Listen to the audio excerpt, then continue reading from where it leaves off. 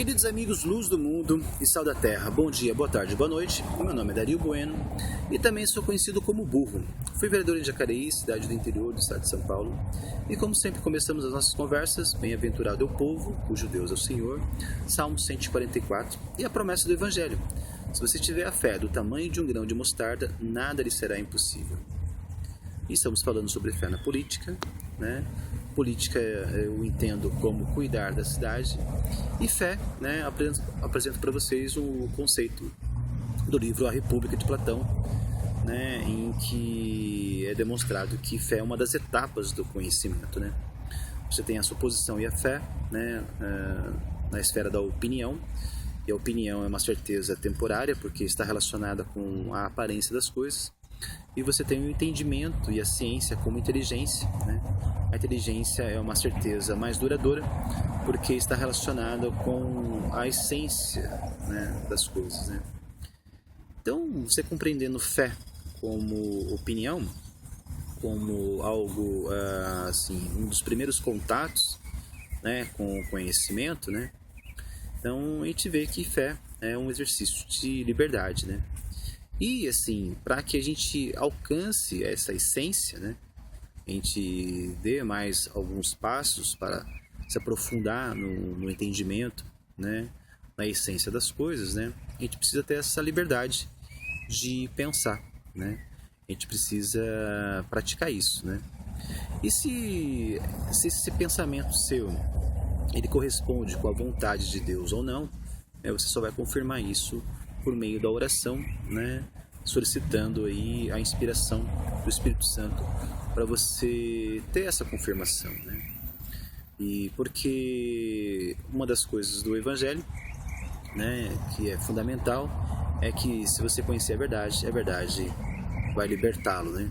Então, sim, esse binômio é muito gratificante, né? A liberdade como consequência da verdade e a verdade como pré-condição da liberdade, né? Assim, isso, para mim, é muito científico, né? É uma das assim, um dos comportamentos, né, mais científicos que a gente pode exercer, né? Então, quem opõe evangelho com ciência, né, com a ciência, né, quem restringe o evangelho a delírios e fantasias, né, a uma ingenuidade exacerbada, né, a gente pode deduzir que não conhece o Evangelho, né? E não conhecendo o Evangelho e acusando dessa maneira, né, isso também está fazendo um péssimo serviço para a ciência, né? Então, assim, é muito importante ler o Evangelho, porque o Evangelho é o grande roteiro, né? É o testemunho da vida e dos ensinamentos de Jesus, né? E Jesus, ele se propõe, né, a oferecer um mundo, né, de pessoas livres, né? Então, assim, é o mesmo Deus que libertou o povo do cativeiro do Egito, é o mesmo Deus que libertou o povo do cativeiro da Babilônia, né? É o mesmo Deus que puniu as pessoas pela idolatria e vaidade, e é o mesmo Deus que quer nos libertar da idolatria e da vaidade. Então, assim, se nós ainda não tivermos um desenvolvimento, nós não alcançamos a sociedade ideal, isso não é pela prática do Evangelho, isso muito pelo contrário, é pelo desconhecimento do Evangelho. E o que acontece muitas vezes, né, lamentavelmente, é que quem mais nos distancia do Evangelho, né, são as pessoas que promovem a idolatria e a vaidade, né? E assim, lamentavelmente, né, são as pessoas que a gente confia que deveriam nos aproximar do Evangelho, né, que são os sacerdotes, né? E os sacerdotes, eles estão cegos, né, de acordo com a sua idolatria e com a sua vaidade. Eles precisam que as pessoas deem suporte para eles, né, nesse mundo de idolatria e de vaidade, né?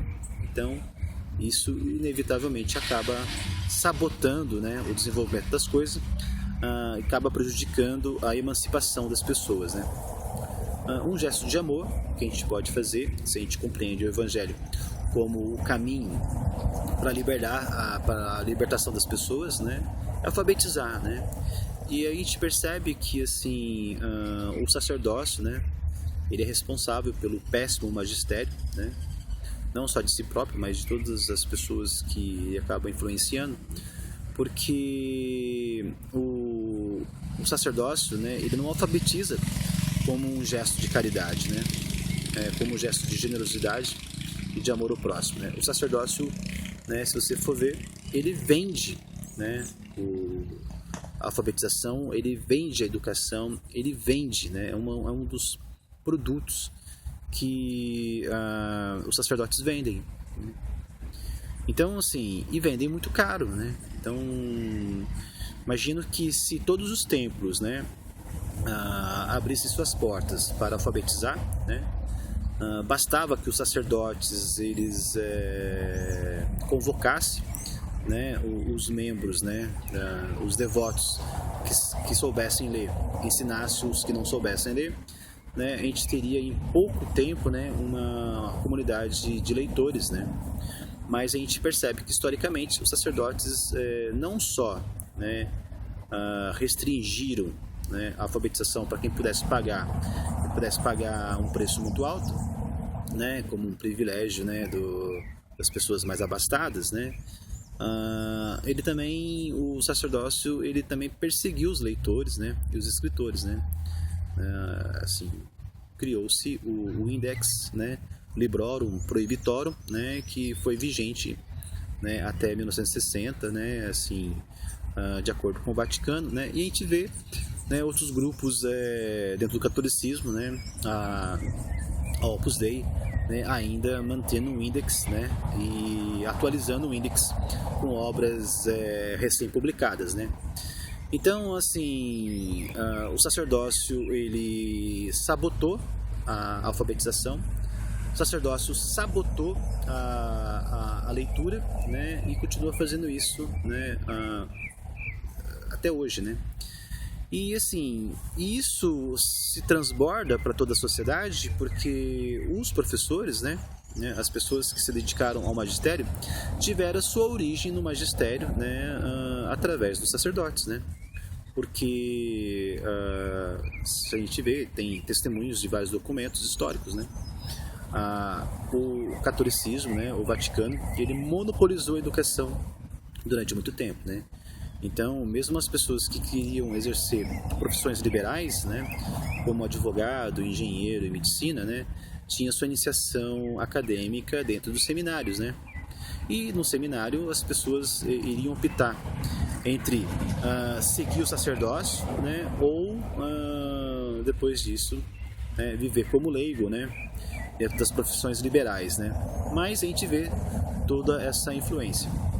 E assim, se as pessoas não são, né, não foram obedientes, né, ao catolicismo, foram de alguma maneira prejudicadas, perseguidas, constrangidas, né, e as pessoas que se rebelaram contra o catolicismo, né, acabam trazendo uma certa sequela, né, dessa violência, dessa ortodoxia, né, porque qual que é a conveniência de você manter, né, a alfabetização, oferecer alfabetização apenas para as pessoas abastadas? Porque elas vão comungar, né, os mesmos interesses, né, a mesma idolatria, a mesma vaidade, né, e não vão contestar a autoridade desses sacerdotes, né.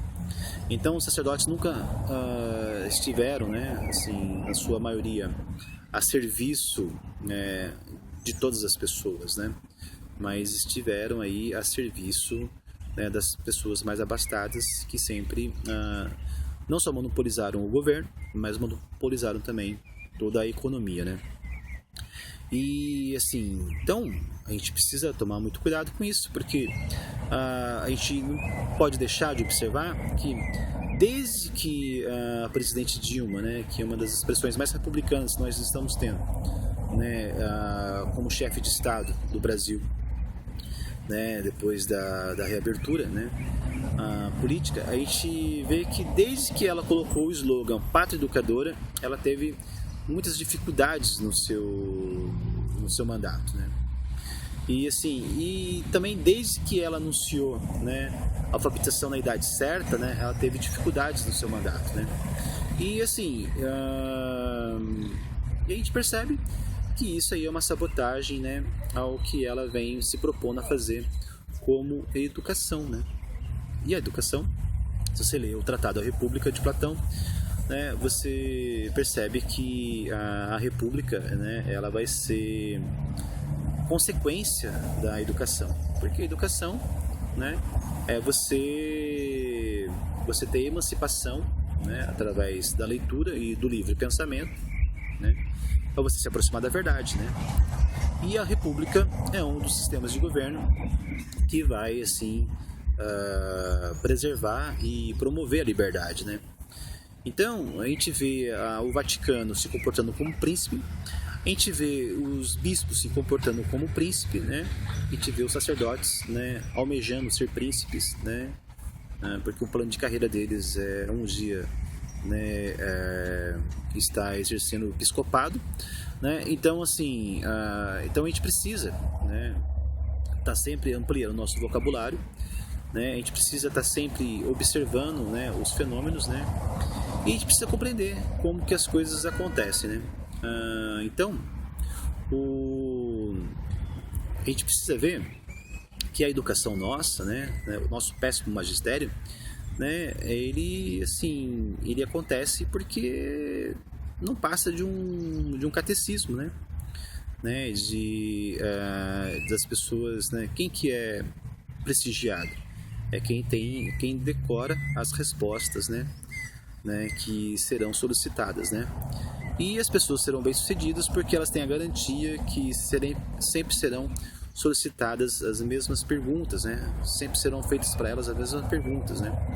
E elas vão ter o gabarito, né? Assim, então a gente vê que esse catecismo que foi assim expandido para toda a sociedade, né? É um gabarito, né?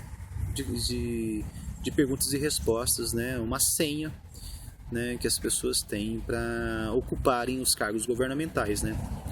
O que é um concurso público, se não basicamente isso, né?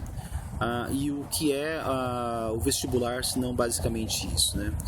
Você reprimir a livre manifestação do pensamento, da pesquisa, né, para questões gabaritadas, né, para questões pré-estabelecidas, né? E aí, esse jogo de respostas e de perguntas e respostas, na verdade, não passa de senhas e palavras de passe, né? Instituída por um clero que sempre monopolizou a educação e restringiu o acesso à boa informação para as classes abastadas, para que elas sempre estivessem, né, no topo, né, do governo, né? Então, assim, e aí toda a liberdade que a gente tem, né, a gente acaba desperdiçando porque a gente não compreende essa relação das coisas, né? Então, assim, um gesto de amor é ler o Evangelho, né? A gente divulgar o Evangelho hoje é tão acessível, né? A tecnologia permitiu essa acessibilidade, né? E há muito tempo, e a gente precisa não só alfabetizar as pessoas, mas a gente precisa também estimular que as pessoas façam essa leitura, né?